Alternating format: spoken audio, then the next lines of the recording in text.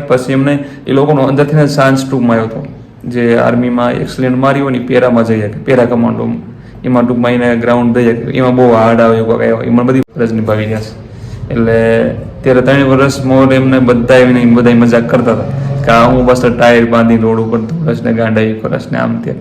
અને જ્યારે એમની આવ્યા ને ટ્રેનિંગ પૂરી કરી ત્યારે અમારો તાલુકો ચોટીલા રહ્યો ને એ લોક થયો હતો, સમજાણ? આવ્યા ને ત્યારે ચોટીલા તાલુકો, ગામ તો પછી લોક થયું, પેલા તાલુકો લોક થઈ ગયો હતો. કેમ છો મિત્રો? મજામાં? બધાને ગુડ મોર્નિંગ. કેમ કે ગુડ મોર્નિંગ કહેવાય તો 4 વાગી ગયા છે, નવો વ્લોગ સ્ટાર્ટ કરી દીધો હોય, ટૂંકમાં મોર્નિંગના 4 વાગી ગયા છે. તો એમાં એવું તો વ્લોગનું તો શૂટ કરો, પણ મેં કીધું નહીં ઉતારી તો કેટલાય મને મેસેજ કરશે, એટલે આ ભાઈ વ્લોગ ના આવ્યો તમે આ વ્લોગ ઉતાર નાખી. તો બધા 4 વાગી રહ્યા છે. લેક્ચર એક જોયો મેથ્સનું, અને બીજો એક લેક્ચર જોયો, અને પાછું રીડિંગ કરતો હતો. પછી 4 વાગી ગયા. મેં લેક્ચર એક અત્યારે શું કે મોઢું ફ્રેશ કર્યું, મોઢું ધોઈને બધું કર્યું. મેં કીધું હવે એક નાનો તો વ્લોગ ઉતાર નાખી, મસ્ત સંદેશો કાંક આપી દેવી, અને મને મજા આવી જાય, તમને મજા આવી જાય. તો મારું નામ છે જાવડા અરુણ, અને તમારું બધાનું સ્વાગત છે મારા નવા વ્લોગમાં. તો નવા કોઈ આવ્યો હોય તો સબસ્ક્રાઈબ કરી વાજો, તમારા ભાઈનું થોડું ગમતું હોય ને તો. સારું હાલો, તો હવે તમને બતાવું કે થોડુંક કામકાજ કેટલું મેં પતાવ્યું. તો આ બુક્સ આપણે રહીને 70 પેજ કમ્પ્લીટ કર્યા છે બુકના, અને 1857માં વિપ્લવમાં પહોંચી ગયા છે. ટૂંકમાં ગુજરાતમાં છે, ગુજરાતની બુક છે ઇતિહાસની. અને આ તમે જો બધું પડ્યું કે ઓળામાં એક લેક્ચર પૂરો કર્યો, 2 લેક્ચર કર્યા, એક નહીં. અને ચા પાણીને આપણે એવું બધું પીધું તો બનાવ્યું હતું. ચા પાણી લગભગ 1 વાગે બનાવી હતી, 1 વાગે ચા ને એવું બધું પીધું. અને અત્યારનું પાછું મોઢું ને એવું ધોવા જોયું, પાછું પાણી પીધું, એવું બધું કર્યું.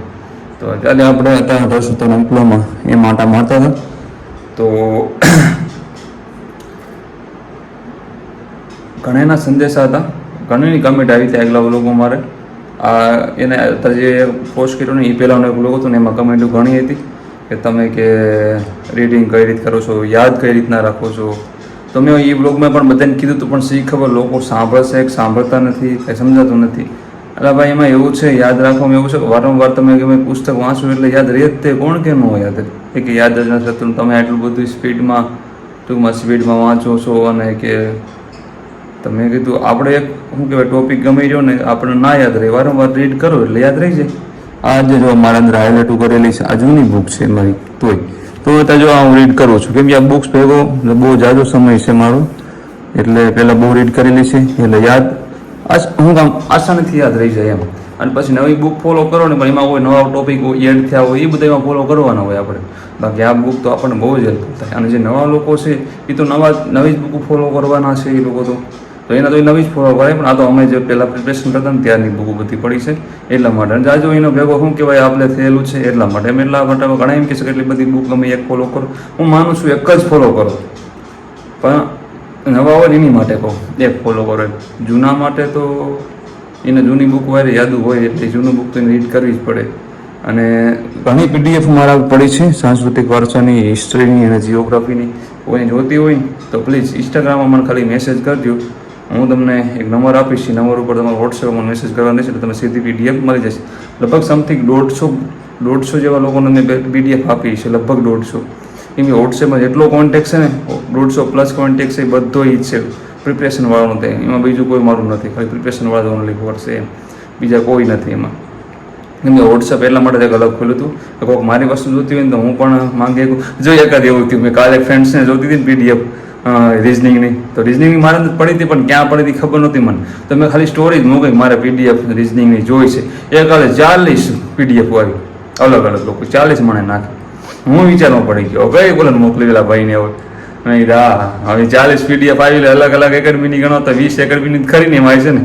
બોલો મજા આવી મને બહુ. કેમ કે મેં અત્યાર સુધી બધાનું હેલ્પ કરતો તો બહુ જ, કેમ કે નંબર બધાને દઉં, વાતચીત કરું, કોના ફોન આવે, બધો મારો ટાઈમ મારેથી વેડફાય બધું થાય. પણ તોય હું વાતચીત કરું, એમ થાય કે એ ભાઈ જો લાગી જાય તો ક્યારેક આપણને યાદ કરશે, નાના ભાઈ હતા આપણને હેલ્પ કરતા તેમ.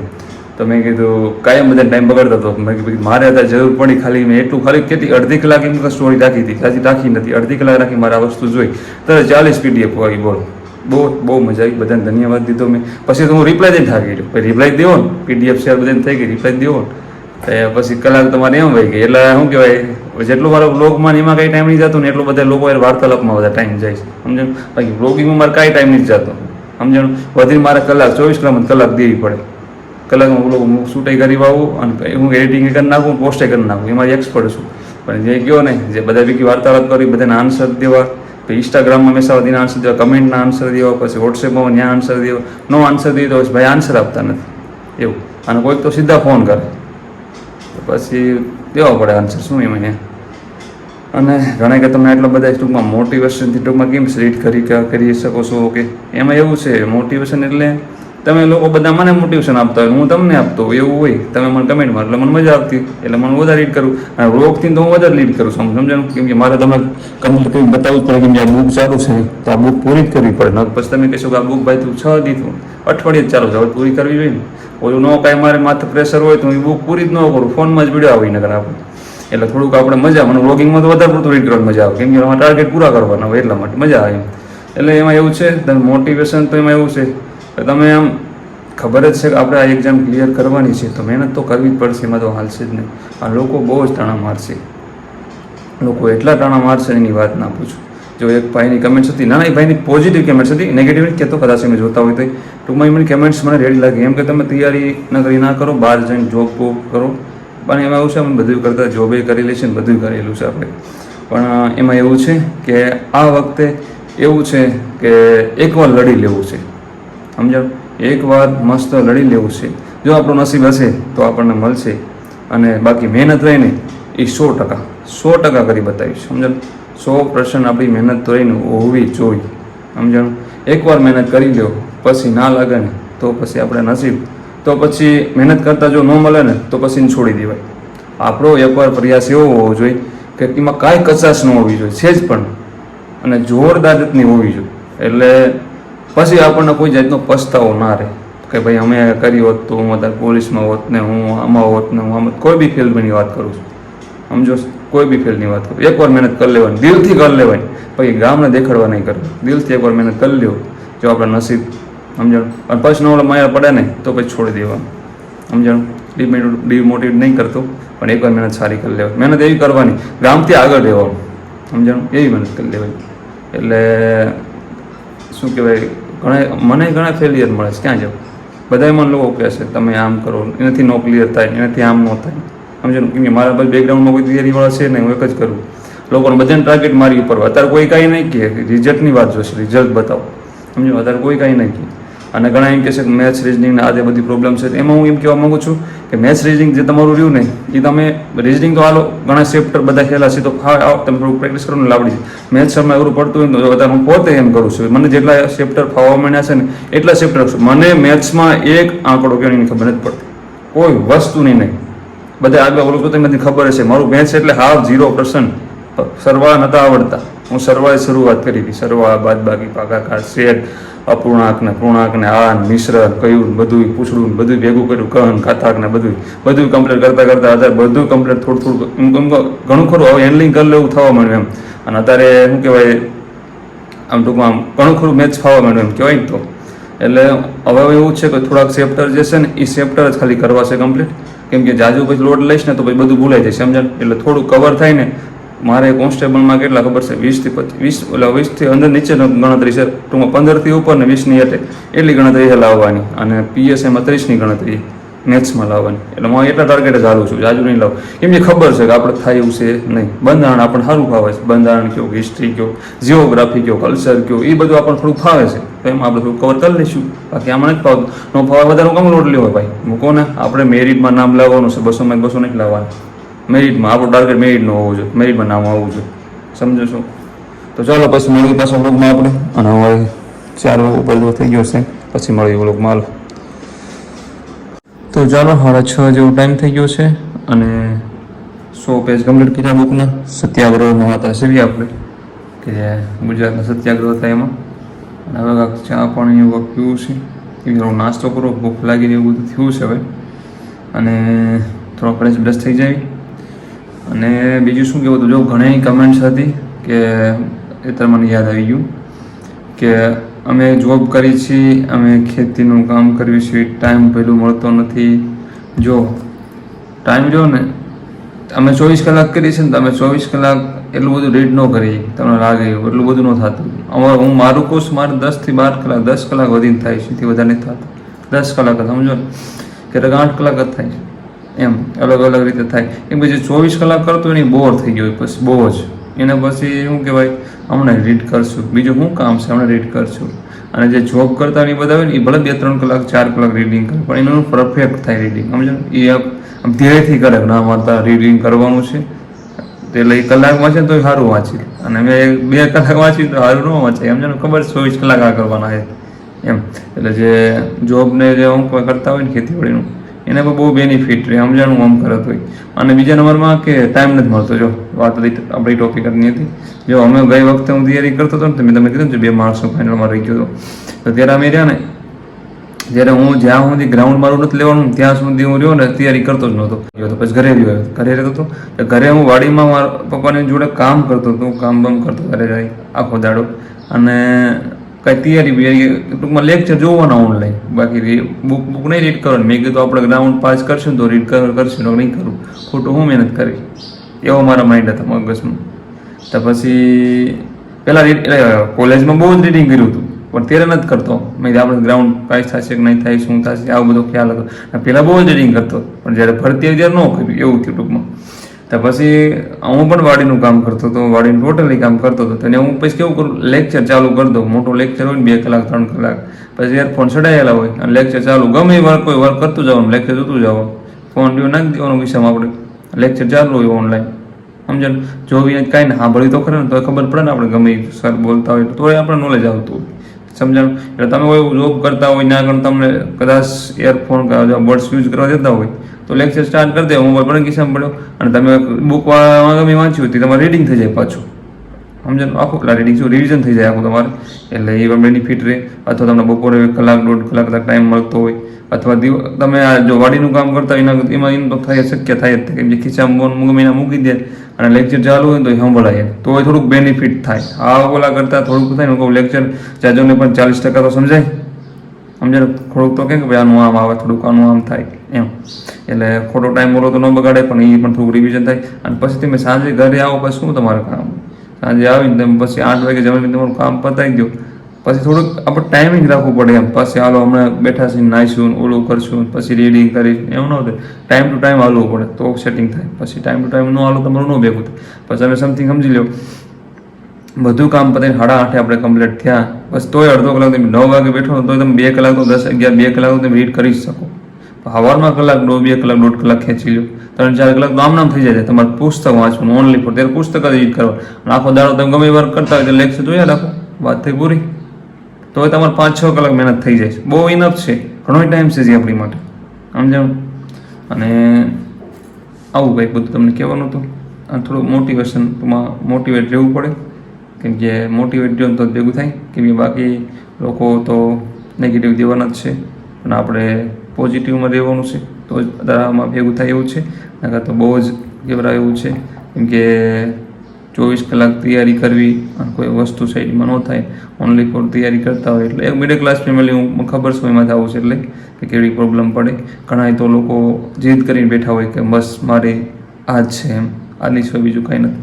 પણ હું માનું છું, જો ઘણા મને એમ કહે તમારે આમ છે ને, જે તમે આમ કહો છો એમ, પણ એવું નથી યાર. બધાને એવી પ્રોબ્લેમ છે. મને એવું નહીં હોય મારે નોકરી લેવી છે, તમને હશે, બધાને હશે, બધાને એવું હોય.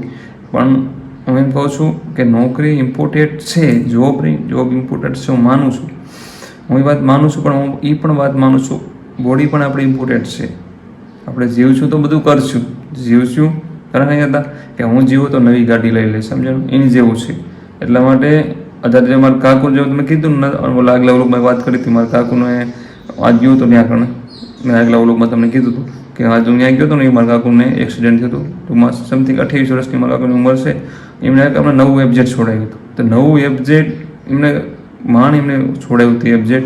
એ એફજેડ તમે જુઓ તો એમને લઈને જતા જ નહીં, રાતે પાછળથી ગાડી વાળી ઠોકી દીધી. એમાં એમનો કાંઈ વાંક નહીં. હવે તમે જુઓ પાછળથી 4 વાળી દાબી દીધી ને, તો એફજેડની હાલત તમે જુઓ ને, હાવ ભૂકાય નહીં, હાવ ભૂકો કરી નાખ્યો. અને એમની જાય ને ખાલી એક પગ રહ્યો ને, પગ ખાલી ભાંગ્યો, બાકી એમને બીજું કાંઈ ન થયું, સમજો તમે. તો અત્યારે એમાં મને એમ જ કીધું કારણ હું બચી ગયો એ બહુ મહત્વનું છે. બાકી ગાડી બાડી તો ઠીક છે, હું તરત એમ કે બીજી લખાવીશ, મને પગ કમ્પ્લીટ થાય તરત બીજી લખાવી. કેવડો એમને કોન્ફિડન્સ એમ, આ એફજેડ લખવામાં કેટલો એમને સમય લાગ્યો, તો અત્યારે એમ બીજી લખાવીશ, હું બચી ગયો, એવું કામ થઈ ગયું એમ. એટલે આમાં એવું છે થોડુંક આપણે આગળ થોડુંક મોટિવેટ આપણે રહેવું પડે, નકર તો ભેગું નથી. નકર તો એ પથારીએ બેઠા છે તો એ હજી 2 દિવસ જ થયા તો એ વાત કરે, સમજાણું. આપણે પણ મોટિવેટ રહેવું પડશે.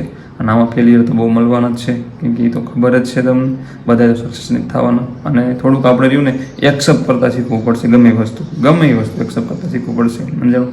ન મળે તો એવું નહીં મિનિંગ સમજાણું, હાલો ભાઈ મને ન મળી નોકરીને હું કરીશ ને આ તે, ગમે એ કરી લઈશું ભાઈ, જિંદગી જીવી લઈશું, બીજું કાંઈ નહીં. બાકી ગમે એમ જિંદગી તો ગમે એમ નીકળી જાય, જીવો તમે, બધુંય પડ્યું રહેવાનું છે સમથિંગ છેલ્લે, સમજાણું. તમારી નામના બધું આ તે, એટલે બહુ હાઈ લેવલ નહીં લઈ લેવાનું લોડ, કે પછી આપણું મગજ છે ને ડગલી છટકી જાય, એવું નહીં કરવું. હું એટલું રીડિંગ કરું તો હું હાઈ લેવલ નથી વિચારતો, હું એવું વિચાર કરું છું મારે કાંઈ નહીં થાય ને બાબા જોડે ખેતી કરશું, સમજાણું. દેવાજ ખવડનો ડાયલોગ કહેવાય, રાખાય થઈને અમને જીવતા નહીં આવડે પછી, સમજાણું.